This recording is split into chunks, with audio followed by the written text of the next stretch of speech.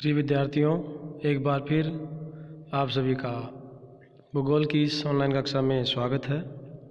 हम पृथ्वी की उत्पत्ति से संबंधित सिद्धांत पढ़ रहे हैं। पिछले वीडियो में हमने जेम्स जीन्स की ज्वारीय परिकल्पना और चैम्बरलिन की ग्राणु परिकल्पना की चर्चा की थी। इसी क्रम में आज हम द्वैतारक जो अन्य सिद्धांत हैं उनकी चर्चा करेंगे।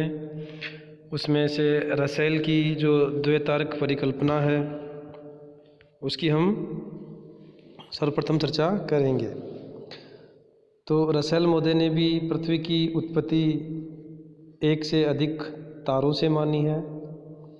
तो रसेल मोदे ने कहा कि सूर्य के पास पहले 2 तारे थे। अभी तक हमने जेम्स जीन्स और चैम्बरलिन की जो परिकल्पनाएं देखी है उनमें उन्होंने सूर्य के अलावा एक तारा माना था, लेकिन रसेल मोदे ने कहा कि सूर्य के पास एक साथी तारा था और इसके अलावा एक तीसरा तारा और था। तो यहाँ रसेल मोदे ने पृथ्वी की उत्पत्ति 3 तारों से मानी है। तो रसेल मोदे ने कहा कि सूर्य का जो साथी तारा था वो सूर्य की परिक्रमा कर रहा था। जैसे देखिए इस चित्र में ये आपका सूर्य है और इसका ये है साथी तारा। इसके अलावा एक बड़ा विशाल तारा है जो साथी तारे के पास से गुजरता है। तो जैसे ही ये विशाल तारा इस साथी तारे के पास से गुजरेगा तो इस विशाल तारे के आकर्षण के कारण इस साथी तारे के धरातल पर एक उभार सा दिख रहा है आपको। मतलब यहाँ से पदार्थ इस विशाल तारे की ओर आकर्षित होने लगे और ये पदार्थ टूटकर बाहर निकल गए। जैसे ये पदार्थ इस साथी तारे से टूटकर अलग हुआ वह सूर्य की परिक्रमा करने लगा। तो इस तरह रसेल मोदे ने बताया कि जो पृथ्वी की उत्पत्ति है इस साथी तारे के टूटे हुए पदार्थों से ही हुई है और जो अन्य ग्रह बने हैं वो भी इसी प्रक्रिया से बने हैं। इस सिद्धांत की भी आलोचना कई तथ्यों पर की गई है, जैसे कि साथी तारे का जो शेष बचा हुआ पदार्थ है उसका क्या हुआ, इसका कोई प्रमाण नहीं दिया इन्होंने। जो तीसरा बड़ा तारा था जैसे कि ये वापस क्यों नहीं आया, इसका भी कोई जवाब नहीं दिया या प्रमाण नहीं दिया। साथी तारे से निकला पदार्थ सूर्य की परिक्रमा ही क्यों करने लगा। तो इस तरह के अन्य और तथ्य हैं जिनके आधार पर इस सिद्धांत की आलोचना की जाती है। तो रसेल मोदे ने पृथ्वी की जो उत्पत्ति है वो 3 तारों से मानी है। द्वैतवादी सिद्धांतों में अन्य जो सिद्धांत है उसमें है होयल और लिटिल लैटन का सिद्धांत, जिसे सुपरनोवा सिद्धांत भी कहते हैं। तो इन्होंने भी जो पृथ्वी की उत्पत्ति है वो 1 से अधिक तारों से मानी है। तो होयल मोदे ने कहा कि जो पृथ्वी की जो उत्पत्ति है वो सूर्य के पास ही एक इसका साथी तारा था जिसे नोवा।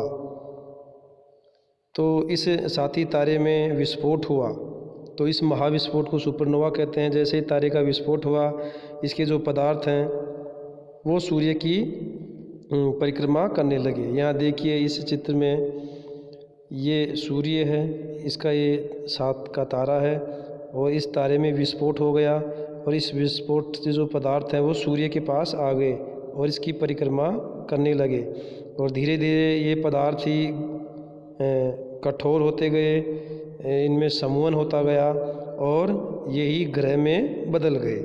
तो इस तरह होयल और लिटिल लैटन मोदे ने भी पृथ्वी की उत्पत्ति है वो सूर्य के साथ ही तारे में विस्फोट से जो प्राप्त पदार्थ हैं उनसे मानी है। इसके अलावा द्वैतवादी जो सिद्धांत है उनमें ओटो स्मिड की जो अंतर तारक धुली परिकल्पना है इसका भी एक बड़ा स्थान है। तो ओटो स्मिड रूस के वैज्ञानिक थे।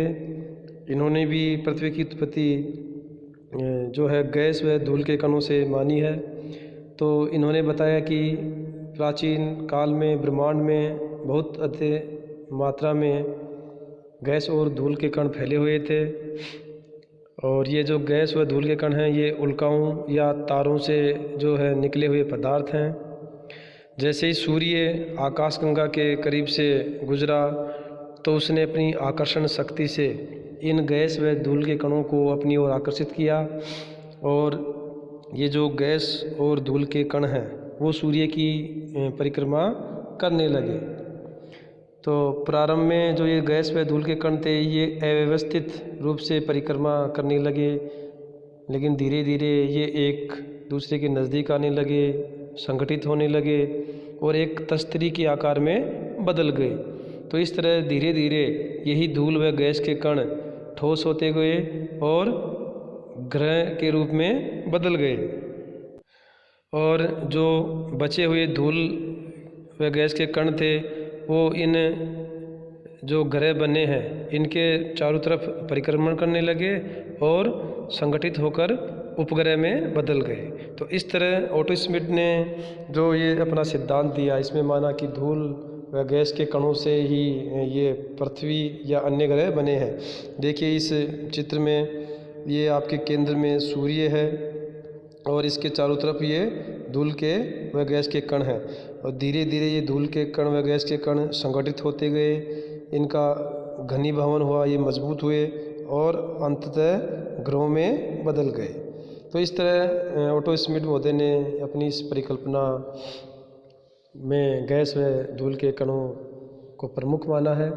तो इस तरह पृथ्वी की उत्पत्ति से जो संबंधित सिद्धांत हैं जिसमें अद्वैतवादी, जिसमें एक तारे से पृथ्वी की उत्पत्ति मानी है और साथ ही द्वैतारक सिद्धांत हैं जिसमें पृथ्वी की उत्पत्ति दो या दो से अधिक तारों से मानी है। इसके अलावा अन्य और भी जो आधुनिक सिद्धांत हैं जिनमें बिग बैंग सिद्धांत है, स्मृति सिद्धांत है, जिनकी चर्चा हम अगले वीडियो में करेंगे। धन्यवाद।